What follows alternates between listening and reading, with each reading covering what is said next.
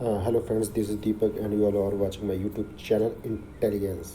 तो आज हम लोग जो है जो फेडरलिज्म चैप्टर था उसके आगे की कुछ क्वेश्चंस जो रह गए थे उसको हम लोग रिकैप्चुलेशन करने वाले हैं। उनको हम लोग एक बार रिवीजन करेंगे। बहुत ही इंपॉर्टेंट क्वेश्चन है उसमें, जो कि एग्ज़ाम पॉइंट ऑफ व्यू से बहुत ज़्यादा ही कहीं ना कहीं इम्पोर्टेंट है।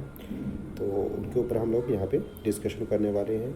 आशा करते हैं आपको ये वीडियो बहुत पसंद आएगी। इसको लाइक, शेयर एंड सब्सक्राइब कीजिएगा। तो वीडियो करते हैं शुरू।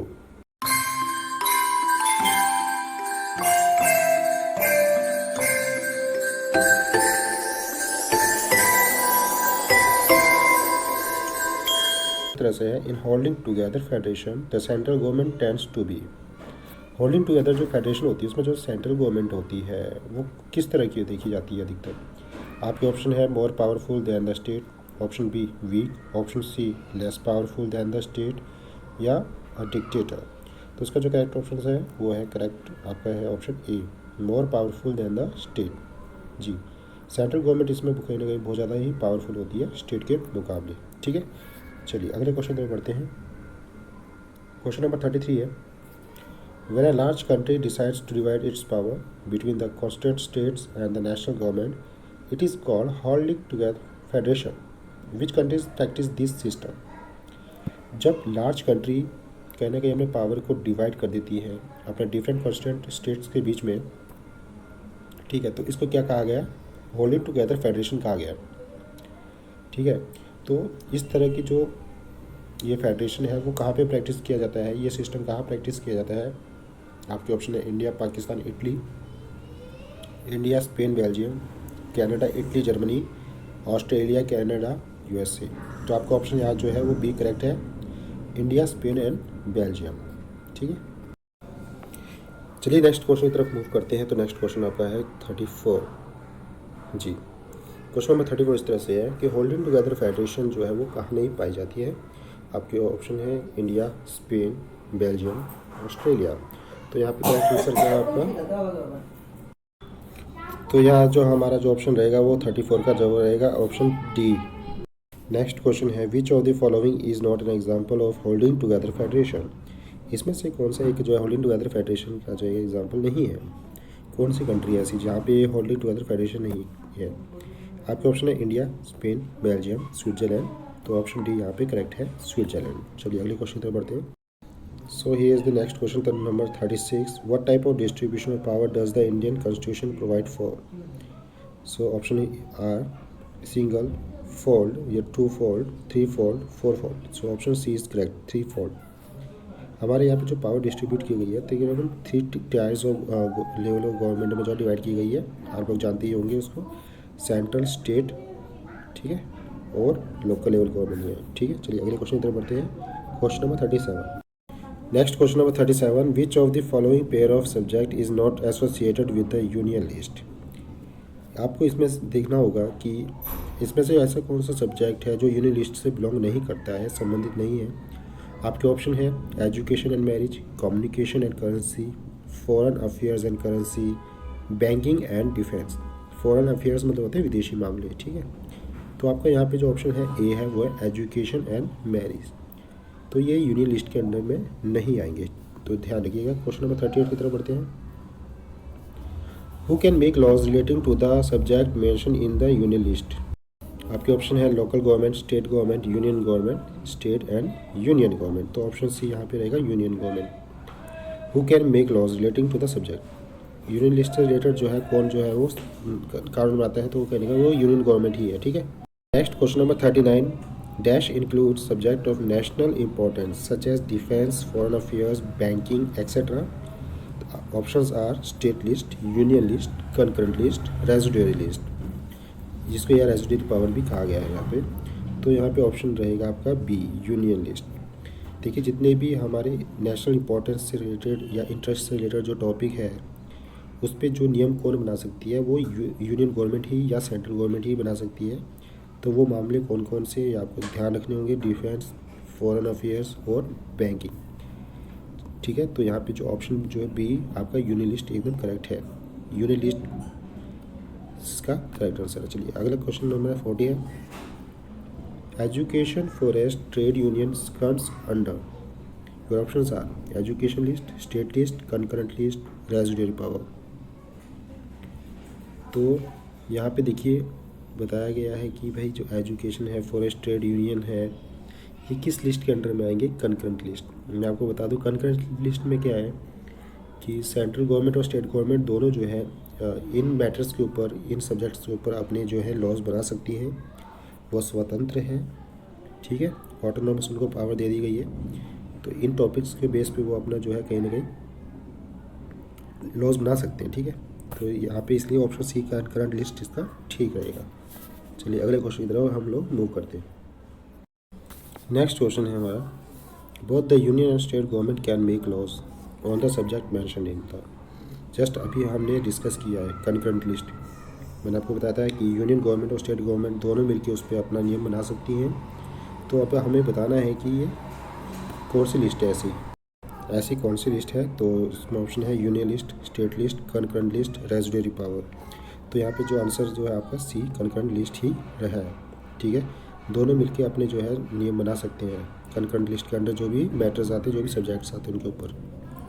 नेक्स्ट क्वेश्चन है, the subject that do not fall in any of three list comes under. तो देखिए जो तीन लिस्ट होती है, एक होती है यूनियन लिस्ट, एक होती है स्टेट लिस्ट और एक होती है कंकरेंट लिस्ट। इसके अलावा एक चौथी टाइप की जो है लिस्ट है जिसको रेजिडुअरी लिस्ट भी कहा जाता है या रेजिडुअरी पावर भी कहा गया है। तो यहाँ पे जो आंसर रहेगा वो आपका रेजिडुअरी पावर है, ठीक है, ध्यान रखिएगा। ये इसमें जो है जो सब्जेक्ट है वो एक्चुअली कौन देखती है, वो सेंट्रल गवर्नमेंट ही कहीं ना कहीं इसको देखती है, सेंट्रल गवर्नमेंट उसको देखेगी, ठीक है, यूनियन गवर्नमेंट देखती है उसको। चलिए अगला क्वेश्चन है question number 43 sorry, which one come under the union list in India. So जैसे कि हम लोग पहले ही बात कर चुके हैं कि बैंकिंग है, आपकी डिफेंस है ना, तो ये कहीं ना कहीं यूनियन लिस्ट के अंडर में आते हैं। तो अभी इसमें देखिए बताइए कि कौन सा जो है ऑप्शन सही रहेगा आपका। तो ऑप्शन सी है बैंकिंग। बैंकिंग आपका यूनियन लिस्ट के अंडर में आएगा और उसके ऊपर कौन नियम बना सकती है? यूनियन गवर्नमेंट, राइट, जिसको सेंट्रल गवर्नमेंट भी कहा जाता है। बहुत बच्चे कंफ्यूज रहते हैं। तो आपको यूनियन और सेंट्रल गवर्नमेंट ये एक ही है, इसको आपको ध्यान में रखना होगा। चलिए अगले क्वेश्चन की तरफ बढ़ते हैं। Which one comes under the state list in India. तो स्टेट लिस्ट के अंदर जो है वो कौन सा जो है सब्जेक्ट आएगा जो स्टेट कहीं ना कहीं उसके ऊपर अपने नियम बना सकती है। तो आपके ऑप्शन है डिफेंस, करेंसी, कम्युनिकेशन, पुलिस। तो यहाँ जो करेक्ट आंसर रहेगा वो आपका रहेगा ऑप्शन डी, पुलिस, ठीक है। चलिए नेक्स्ट क्वेश्चन की तरफ बढ़ते हैं हम लोग। On which of the following subjects can both the union as well as state government make laws. भाई यूनियन गवर्नमेंट और स्टेट गवर्नमेंट दोनों मिलकर इस पर नियम बना सकती हैं। कौन सा जो है वो सब्जेक्ट है? तो आपके ऑप्शन है currency, defence, trade unions and agriculture. तो यहाँ पे जो इसका करेक्ट आंसर रहेगा वो रहेगा ट्रेड यूनियन। बहुत ही इम्पोर्टेंट क्वेश्चन है और इसके आसार है कि आपसे पूछ सकते हैं, क्योंकि बच्चे इस टॉपिक को लेके, इस क्वेश्चन को लेके मैं बता रहा हूँ कि 100% वो लोग कन्फ्यूज रहेंगे, ठीक है। What is meant by a residuary subject, बहुत ही इंपॉर्टेंट क्वेश्चन है, ध्यान दीजिएगा सबके साथ। आपके ऑप्शन है subject under union list, subject under state list, subject under both state and union list, subjects which are not under any list. तो यहाँ जो आपका ऑप्शन डी ही करेक्ट है, ठीक है। इसमें जो सब्जेक्ट आते हैं वो इन तीनों लिस्ट के अंदर नहीं आएंगे कहीं ना कहीं, ठीक है, तो ध्यान रखिएगा। चलिए नेक्स्ट क्वेश्चन हम लोग बढ़ते हैं question number 47। Which an example of a subjects under the residuary list.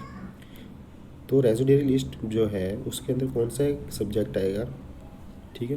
तो चार आपको ऑप्शन दिए गए हैं। आपके ऑप्शन ए है करेंसी, इरिगेशन, इरिगेशन तो आप सब समझती है, सिंचाई इसको हम हिंदी में कहते हैं। ऑप्शन सी है कंप्यूटर सॉफ्टवेयर, ऑप्शन डी है आपका commerce. So option C is here correct, computer software. तो कंप्यूटर सॉफ्टवेयर के ऊपर जो है कहीं ना कहीं सेंट्रल गवर्नमेंट जो है वो अपने नियम बना सकती है, अपने लॉस अपने अकॉर्डिंग जो है उसको उसका निर्माण कर सकती है, ठीक है। चलिए क्वेश्चन नंबर 48 की तरफ आते हैं। Subjects like computer software comes in the, just ऊपर की तरह ही क्वेश्चन है ये भी, तो उस पर ज़्यादा टाइम वेस्ट न करके हम लोग अगले क्वेश्चन की तरफ बढ़ेंगे। Question number 49, yes, in India's federal system the state government have the power to legislate on all those subjects which are included in the federal system में जो स्टेट गवर्नमेंट होती है उसको कहीं कहीं पावर है लेजिस्लेट करने के लिए कि वो सब्जेक्ट्स के ऊपर जो है वो नियम बना सकती है, ठीक है। और वो कहीं ना कहीं इसमें शामिल है, तो आपकी कौन सी लिस्ट में शामिल है वो आपको बताना होगा। Union list, state list, concurrent list, residuary list. तो ऑप्शन बी यहाँ पे करेक्ट होगा, स्टेट लिस्ट। स्टेट गवर्नमेंट मैंने बताया था आपको कि वो स्टेट लिस्ट को ही देखेगी। स्टेट लिस्ट के अंदर जितने भी मामले होंगे, जितने भी टॉपिक होंगे, सब्जेक्ट्स होंगे, उनके ऊपर वो लॉ बना सकती है, ठीक है। चलिए अगले क्वेश्चन की तरफ बढ़ते हैं। नेक्स्ट क्वेश्चन है हमारा, so here is the next question number 50. The Constitution of India has option A divided powers between center and states in 3 lists. Option B divide powers between center and states in 2 lists. Option C list the power of the states and left the undefined powers of the state. Option D specified the powers of the state and left the residuary powers with the center. So option A is the correct. Divide powers between centers and states in 3 lists. Question number 51. Which of the following subject is not included in the union list? तो union list में कौन सा subject नहीं आएगा, कौन सा subject शामिल नहीं है? आपके ऑप्शन है defence, foreign affairs, police, banking या, तो ऑप्शन सी यहाँ पे क्या है, करेक्ट है हमारा, पुलिस ही इसका यहाँ पे करेक्ट आंसर है, क्योंकि स्टेट लिस्ट के अंदर में आता है, जैसे कि हम लोग पहले चर्चा कर चुके हैं। नेक्स्ट पहले जो प्रीवियस क्वेश्चन में हम लोग बात कर चुके हैं इसके ऊपर, ठीक है। Which level of government in India has the power to legislate on the residuary subject? इसको हम लोग पहले डिस्कस कर चुके हैं। क्यों जी, सही बोल रहे हैं भाई। रेजिडरी सब्जेक्ट को कहीं ना कहीं जो उस पर जो नियम बना सकती है, कौन सी गवर्नमेंट बनाएगी, कौन सी लेवल की गवर्नमेंट बना सकती है? आपके ऑप्शन है union government, state government, local self government, both A and B. तो यहाँ पे ऑप्शन ए आपका करेक्ट है, यूनियन गवर्नमेंट, सेंट्रल गवर्नमेंट जिसको कहा गया है, ध्यान रखिएगा। चलिए अगले क्वेश्चन पे बढ़ते हैं। विच of the following is incorrect regarding a unitary government? Unitary government किसको कहा गया है? एकात्मक सरकार, जिसमें कि एक ही सरकार हो, ठीक है। आपके ऑप्शन है there is either only one level of government और the sub units are subordinate to the central government. Option B, the central government can pass an order to provincial government. Option C, a state government is conservable to central government. Option D, the powers of state government are guaranteed by the constitution. तो यहाँ पे option D आपका correct है, the powers of state government are guaranteed by the constitution. चलिए अगले question हम लोग करते हैं, question number 54. What is true regarding source of revenue in a federal system? भाई क्वेश्चन क्या कह रहा है, क्या मतलब क्वेश्चन ये बोल रहा है कि क्या ये सत्य है कि जो सोर्स ऑफ रेवेन्यू है, जो एक तरह से कह सकते हैं कि जो आय का जो स्रोत है फेडरल सिस्टम में, वो इनमें से कौन सा है? आपके ऑप्शन है state have no financial powers और independent source of revenue, state are dependent on revenue और funds on the central government. Option C, sources of revenue for each level of government are clearly specified to ensure its financial autonomy. Option D, states have no financially autonomy. तो option C is correct है. Source of revenue जो है वो कहीं ना कहीं federal system में निर्धारित कर दिए गए हैं पहले से ही, ठीक है, कि जो सोर्स ऑफ रिवेन्यू है वो ईच लेवल ऑफ गवर्नमेंट जो है उसको वो अपने अनुसार डिसाइड कर सकती है, स्वतंत्र है, उनको फाइनेंशियल ऑटोनॉमी मिली हुई है, ठीक है, उनके ऊपर कोई रोक टोक नहीं है, वो अपने अनुसार जो है वो टैक्सेस लगा सकते हैं, ठीक है. स्टेट गवर्नमेंट बहुत ही इंपॉर्टेंट क्वेश्चन बनता है, तो इसको जरूर ध्यान रखिएगा. क्वेश्चन नंबर 54 तो अभी हमने चर्चा करी है इसके ऊपर. चलिए नेक्स्ट क्वेश्चन तरफ बढ़ते हैं. Question number 55, powers to interpret the constitution is with the. Constitution की जो व्याख्या है, जो कॉन्स्टिट्यूशन की जो शक्ति की जो व्याख्या है वो कहीं ना कहीं कौन करती है? आपके ऑप्शन है courts, judiciary, state government, none of these. तो यहाँ पे जो आपका ऑप्शन बी जुडिशरी ही करेक्ट है. जुडिशरी का अर्थ क्या है सबको पता होगा, न्यायपालिका. तो न्यायपालिका कहीं ना कहीं कॉन्स्टिट्यूशन की जो है उस व्याख्या करती है, उसके पावर्स को कहीं ना कहीं बताती है, ठीक है. चलिए अगले क्वेश्चन है question number 56. In unitary form of government, same है जो क्वेश्चन हम वो भी प्रीवियस अभी को हमने चर्चा की है इसके ऊपर जस्ट। आपके ऑप्शन देखिए, इसमें जो ऑप्शन जो है डी है, power is concentrated with the central government. Unitary form of government में क्या होता है कि एक ही सरकार होती है, उसके पास ही सारी पावर्स होगी। यूनिटरी गवर्नमेंट, जिसको हिंदी में कहा जाता है एकात्मक सरकार, ध्यान रखिएगा सबके सब, ठीक है। Unitary government, unitary form of government. तो ये जो मैं वीडियो बना रहा हूँ सिर्फ इंग्लिश मीडियम वाले बच्चों के लिए ही नहीं है कहीं ना कहीं लाभकारी, बल्कि ये जो हिंदी मीडियम में भी बच्चे पढ़ते हैं उनके लिए बहुत कहीं ना कहीं फ़ायदा करेगी ये वीडियो। तो ज़्यादा से ज़्यादा शेयर करो जिससे कि उनको भी प्रॉफिट पहुँचे, ठीक है। चलिए नेक्स्ट क्वेश्चन है question number 57। To make India a strong federation we need. भाई अगर इंडिया को हमें कहीं ना कहीं मजबूत बनाना है कहीं ना कहीं उसकी फेडरेशन को, तो किस चीज़ की ज़रूरत होगी हमें कहीं ना कहीं? Written constitution, rigid constitution, independent judiciary, all of this. So here is the option D is the correct, all of this, ठीक है।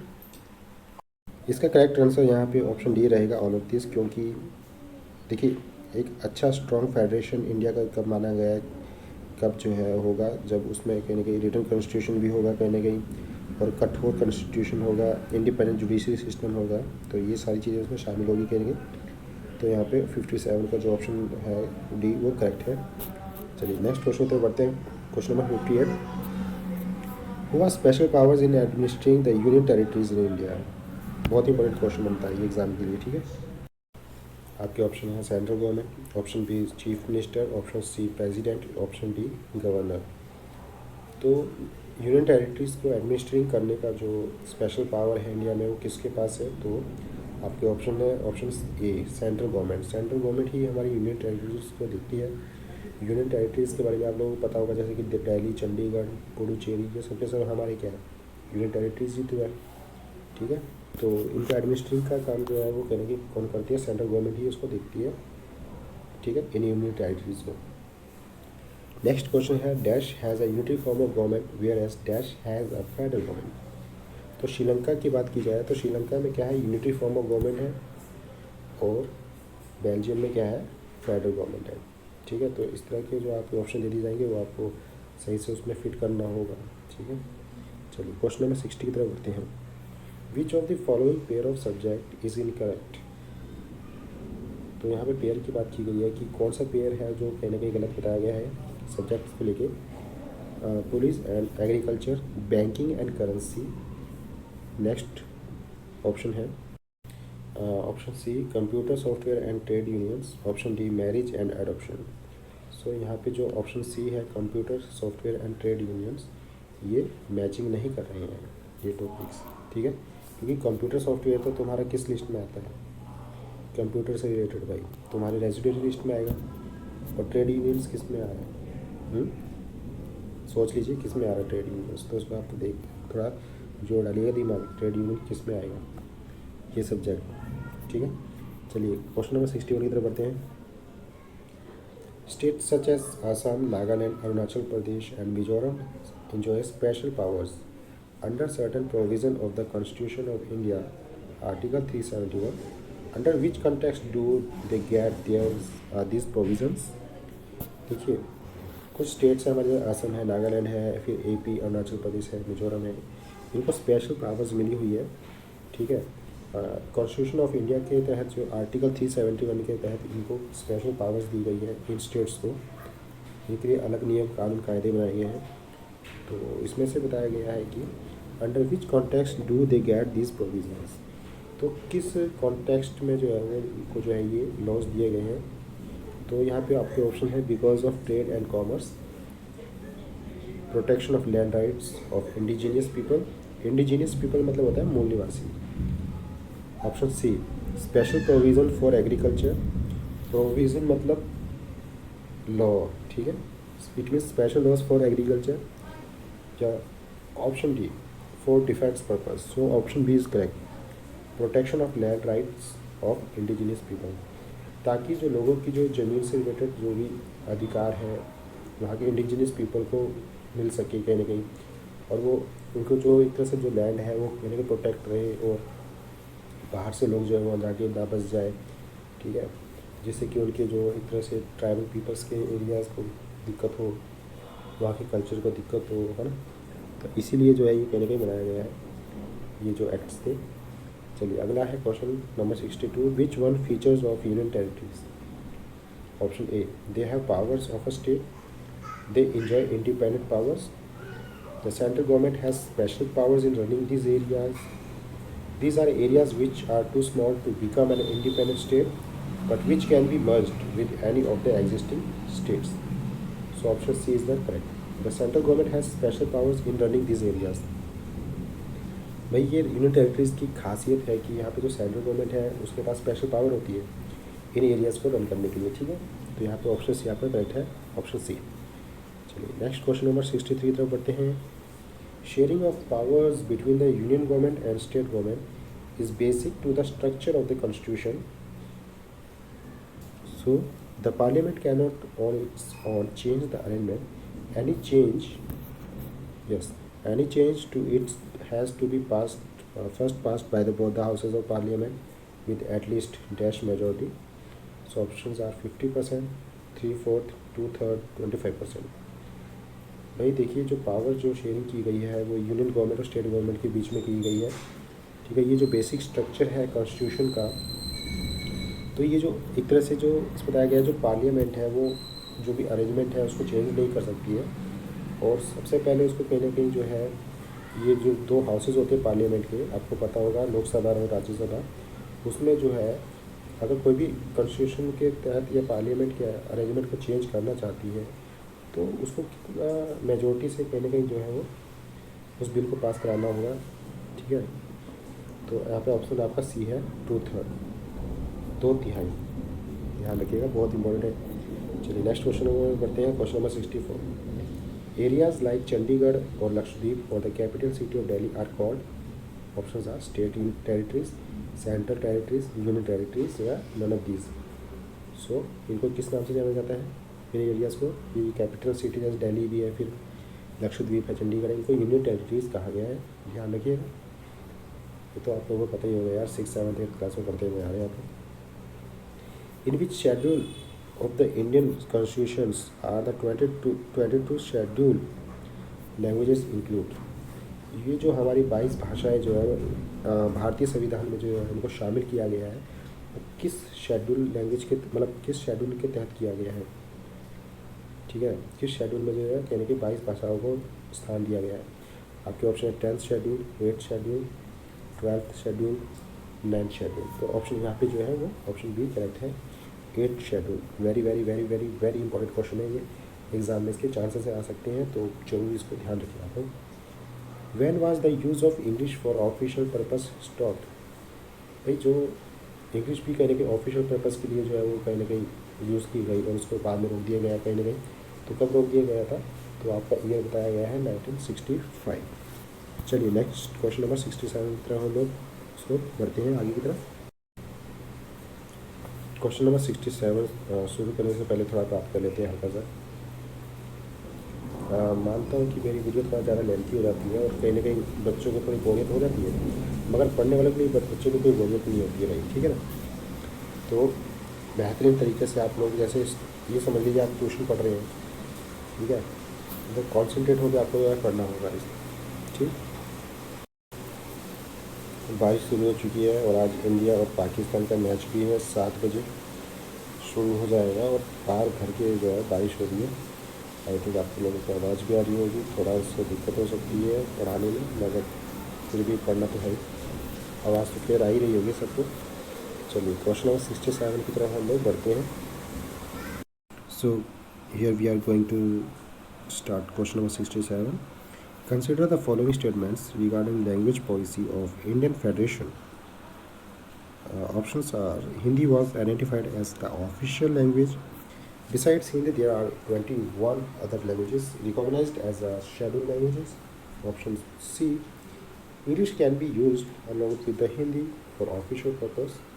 Choose the right options from the following.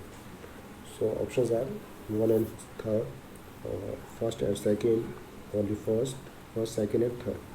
So option D is the correct. First, second and third. तो language policy को लेके जो है कहने का statement दी गई है हमारे इंडियन कॉन्स्टिट्यूशन में कि जो हिंदी है उसको एक तरह से कहने के आइडेंटिफाइड किया गया ऑफिशियल लैंग्वेज के तौर पे। और इसके अलावा बिसाइड्स मतलब इसके अतिरिक्त जो है कहने के हिंदी को जो है मतलब 21 अदर लैंग्वेजेस के अलावा कहने के इसको एक शेड्यूल जो है लैंग्वेज में पहचान दी गई है। सही बात है। और English can be used along with Hindi. जी सही बात कि हिंदी के साथ साथ हम लोग कहने को इंग्लिश का भी यूज़ कर सकते हैं ऑफिशियल पर्पज़ के लिए। सो डेफिनेटली तीनों ऑप्शन बिल्कुल करेक्ट है। तो option D is the correct. चलिए क्वेश्चन नंबर अब 68 की तरफ हम लोग बढ़ते हैं। तो नेक्स्ट क्वेश्चन है the first and major test for democratic politics in our country was. Options are caste problem, language problem, problems related to union territories, option D creation of linguistic state. तो यहाँ पे बताया गया जो पहला और जो बड़ा बहुत बड़ा कहीं ना कहीं एक टेस्ट देखा गया है कि डेमोक्रेटिक पॉलिटिक्स में हमारी कंट्री में वो क्या था कि यहाँ पे भाषा के आधार पे मतलब लिंग्विस्टिक स्टेट को कहने के क्रिएट किया गया है। तो ये ऑप्शन जो है आपका करेक्ट होगा, ऑप्शन डी। चलिए नेक्स्ट क्वेश्चन पर बढ़ते हैं। Question number 70 Indian official language is Hindi. मगर अगर हम लोग यूट्यूब में यूट्यूब बोल रहा हूँ गूगल में सर्च करते हैं तो कुछ और ही दिखाता है। तो क्या बोल सकते हैं मगर हिंदी तो है ही हमारी ऑफिशियल लैंग्वेज के तौर पे। वैसे हमारे भारत की जो कह सकते हैं ऑफिशियल लैंग्वेज ना तो हिंदी है ना तो इंग्लिश है और ये गूगल में बताया गया है। ठीक है। चलिए क्वेश्चन नंबर 71 की तरफ बढ़ते हैं। How many languages are included in the 8th schedule of the Indian constitution. तो ये आपको एकदम बिल्कुल रट्टा हो गया होगा, एकदम समझ में आ गया होगा। 8th शेड्यूल के तहत जो इंडियन कॉन्स्टिट्यूशन में कितनी भाषाओं को शामिल किया गया है तो वो है हमारी 22। ठीक है। तो करेक्ट ऑप्शन यहाँ पे आपका रहेगा option B 22 right. Don't forget it, very important question. Okay. Question number 72 the state which violently demanded that the use of English for official purpose should be continued is. भाई इसमें बताया गया है कि कहीं ना कहीं बहुत वायलेंटली डिमांड किया गया है कहीं ना कहीं कि जो इंग्लिश है उसको ऑफिशियल पर्पज़ के लिए कहीं ना कहीं यूज़ किया जाना चाहिए आगे भी कंटिन्यू। तो किस स्टेट ने इसकी डिमांड करी थी। तो आपके ऑप्शन है केरला, कर्नाटका, तमिलनाडु, आंध्र प्रदेश। तो यहाँ पे आपका ऑप्शन सी करेक्ट होगा, तमिलनाडु। ठीक। चलिए नेक्स्ट क्वेश्चन में बढ़ते हैं। Question number 73 in 1947 the boundaries of 7 odd states of India were changed in order to create new states. This was done dash dash. Your options are to ensure that people who speak the same language lived in the same state. Option B to please the political parties. Option C so that the people of same religion can live in the same state. Option D to avoid communal clashes. So here is the option A is the correct to ensure that people who speak the same language live in the same state. देखिए कहीं ना कहीं हम लोग देखते हैं कि 1947 के बाद जो बाउंड्रीज थी है ना, कुछ बाउंड्रीज को बढ़ाया गया है, कुछ को कहीं ना कहीं कम भी किया गया, नए स्टेट बनाए गए। और उसको बनाने के कारण ये रहा कहीं ना कहीं कि ये सुनिश्चित हो जाए कि सेम लैंग्वेज बोलने वाले जो लोग हैं वो कहीं ना कहीं एक डिटर्मिनेंट जो है एक निर्धारित स्टेट में ही रहे कहीं ना कहीं। ठीक है। तो इसके लिए जो है कहीं ना कहीं क्रिएशन किया गया है, न्यू स्टेट्स को बनाया गया है। Question number 74 which of the following statement is correct regarding language policy of the Indian government. तो इसमें बताना है कि इसमें से कौन सा नीचे जो है करेक्ट स्टेटमेंट है कहीं ना कहीं लैंग्वेज पॉलिसी को लेके जो इंडियन गवर्नमेंट के द्वारा जो है कहीं ना कहीं संबंधित है। आपके ऑप्शन है हिंदी इज़ द स्टैंडर्ड और आवर नेशनल लैंग्वेज।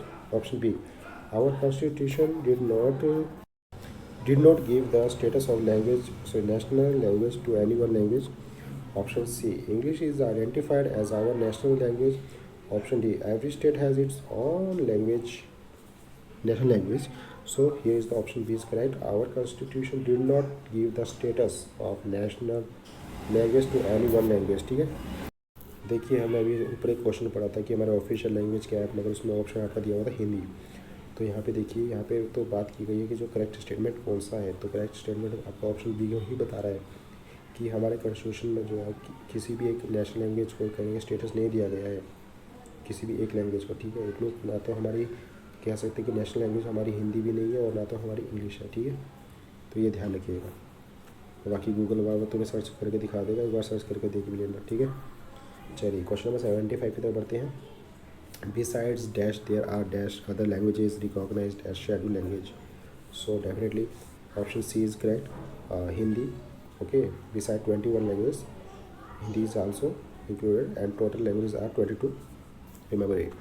चलिए क्वेश्चन नंबर 76 की तरफ बढ़ते हैं. Choose the correct statement regarding language policy of the Indian constitution. Same ditto है, ज़्यादा टाइम वेस्ट ना करते हुए आगे तरफ बढ़ेंगे. सेम ही है क्वेश्चन. ठीक है, चलिए अगले क्वेश्चन तरफ हम लोग बढ़ते हैं.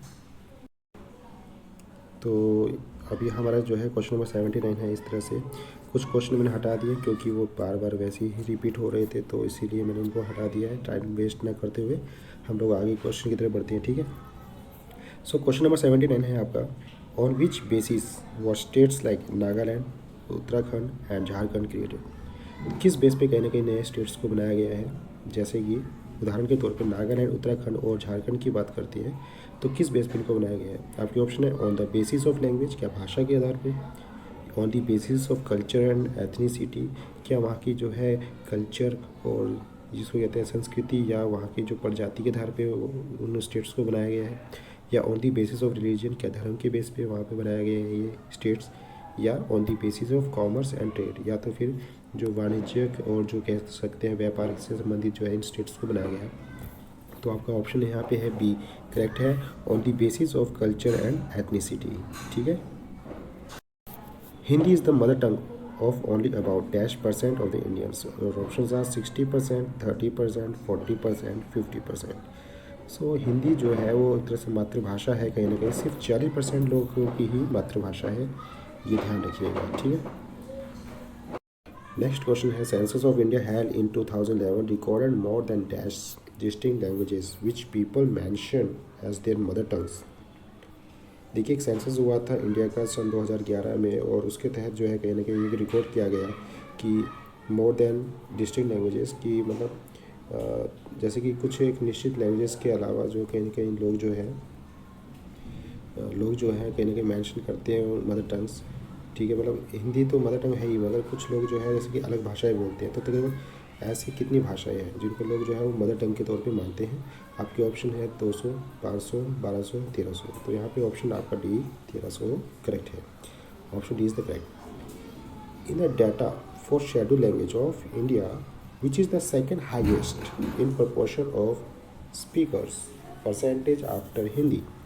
The option are Telugu, Tamil, Bengali, Urdu. तो option C is correct, Bengali. चलिए अगले क्वेश्चन तरफ बढ़ते हैं. Question number 83. तो ये याद रखिएगा कि हिंदी के बाद सेकंड भाषा जो सबसे ज़्यादा बोली जाती है वो है बंगाली. बहुत ही इंपॉर्टेंट क्वेश्चन बनता है. Next question number 83. As for English only -% Indian recorded it as their mother tongue. देखिए, इंग्लिश जो लोग बोलते हैं वो कहीं ना कहीं जो है ओनली 0.02% ही है इंडिया में, जो कि बहुत ही कम है कहीं ना कहीं. चलिए नेक्स्ट है question number 84. Which language is recorded as the national language by the constitution of India. Your options are Hindi, English, Tamil, none of these. So none of these is the correct. तो नेशनल लैंग्वेज जो है हमारी संविधान के द्वारा मतलब कहीं ना कहीं जो है किसी भी भाषा को जो है नेशनल लैंग्वेज नहीं माना गया है. देखिए है ना, नन ऑफ दीज कोई सी भी नहीं है, चाहे वो आपकी हिंदी हो, इंग्लिश हो, तमिल हो, कोई भी नहीं है भाई. ठीक है. चलिए अभी लास्ट क्वेश्चन है हमारा, और इसके बाद भी मैं एक वीडियो और बनाने वाला हूँ, 1-2 वीडियो, जिस पे हम लोग असर्शन और रीज़न से रिलेटेड कुछ क्वेश्चन के ऊपर हम लोग डिस्कस करेंगे, क्योंकि बहुत बच्चों को उसमें दिक्कतें होती हैं और वो कंफ्यूज हो जाती हैं उस क्वेश्चन को देखते ही, उसकी स्टेटमेंट्स पढ़ती. ठीक है, तो उसमें आपको कहीं ना कहीं इतना ज़्यादा डरने की ज़रूरत नहीं है, आपका टॉपिक क्लियर होना चाहिए. ठीक है. चलिए लास्ट क्वेश्चन है, इसको पढ़ के ख़त्म करके फिर हम लोग जो है वीडियो को यहाँ पे ख़त्म करते हैं. The creation of linguistic states was the first and major test for. देखिए, कहीं ना कहीं जो भाषा के आधार पे स्टेट्स को क्रिएट किया गया, और ये कहीं ना कहीं ये पहला और एक बहुत बड़ा जो है टेस्ट था. किसके लिए. आपके ऑप्शन है federal government in India, peace in India, democratic politics in our country, none of the above. So here is the option C is correct, democratic politics in our country. ठीक है. देखिए, question को रट्टे मारने की ज़रूरत नहीं है, मगर बहुत बच्चे क्या है रट्टा मारते हैं. रट्टा मत मारो भाई, आपको समझना होगा, उसको समझिए, बेहतरीन तरीके से समझिए. ठीक है, रट्टा मारेंगे तो फिर आप फॉरगेट कर जाओगे. जब आप चीज़ को समझ के पढ़ते हैं कहीं ना कहीं, तो वो एक लॉन्ग लास्ट मतलब एक लंबे समय तक आपके जो है माइंड में रहेगा कि नहीं. ठीक है। तो वीडियो बहुत ज़्यादा लंबी हो चुकी है, ज़्यादा टाइम वेस्ट ना करते हुए और नेक्स्ट वीडियो की तैयारी करूँगा और उसके लिए फिर आपको जो है बढ़िया से उसको बताएंगे भी। और वीडियो को लाइक शेयर एंड सब्सक्राइब करना मत भूलना, और पॉसिबल हो तो इसको आप शेयर भी करो, क्योंकि आपकी रिश्तेदारी में या कुछ ऐसे बच्चे हैं जिनको बहुत ज़्यादा दिक्कतें हैं कि कहीं ना कहीं समझ नहीं पाते टॉपिक्स को और कौन से क्वेश्चन बन सकते हैं एग्ज़ाम के लिए, तो उनको कहीं ना कहीं हेल्प हो सकती है। ठीक है। तो इंटेलिजेंस जो मेरा यूट्यूब पेज है इसको लाइक शेयर एंड सब्सक्राइब जरूर करें। Thank you very much.